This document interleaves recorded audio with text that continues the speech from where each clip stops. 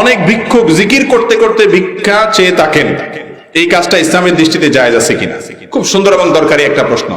যত ভিক্ষুক আছে আমাদের দেশে, ভিক্ষুক বেশিরভাগই দেখা যায় নিজে নামাজ কালাম পড়ুক আর না পড়ুক, আল্লাহর নামে জিকির করতে করতে ভিক্ষা চায়, আছে না নাই? এটা সম্পূর্ণভাবে নাজায়েজ একটি কাজ, কারণ এটা হলো আল্লাহর দ্বীনকে, আল্লাহর জিকিরকে, ইবাদতকে বিক্রি করা। দ্বীনকে বিক্রি করে ভিক্ষা চাওয়া জায়েজ। এমনিতে ভিক্ষা চাওয়া ইসলামী দৃষ্টিতে কোনো প্রশংসনীয় কাজ না, মানুষের কাছে হাত পাতা ভালো জিনিস না।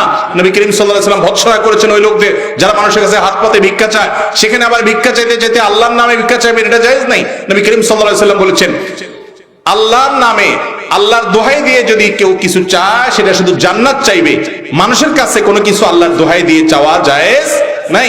অন্য এক হাদিসে আসছে নবী করিম সাল্লাল্লাহু আলাইহি ওয়াসাল্লাম বলেছেন, আল্লাহর অভিশাপ, আল্লাহর লানত নাজিল হয় ওই ব্যক্তির উপরে যে ব্যক্তি আল্লাহর দোহাই দিয়ে মানুষের কাছে বিভিন্ন জিনিস চায়। তাহলে যারা ভিক্ষা চান তাদের জন্য এটা করা জায়েজ নাই। আল্লাহর জিকিরকে আপনি অর্থ উপার্জনের মাধ্যম বানিয়েছেন, এটা জায়েজ নাই।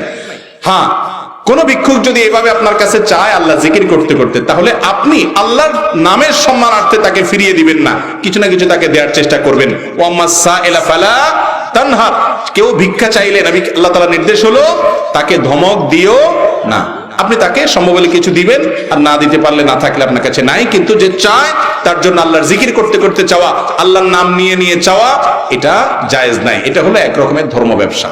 এটা হলো এক রকমের কি ধর্ম ব্যবসা, যে আপনি আল্লাহর দ্বীনকে, জিকিরকে বিক্রি করে কিছু পয়সা কামাই করতেছেন। আল্লাহ আমাদের ভাইদের বোঝার তৌফিক দান করুন।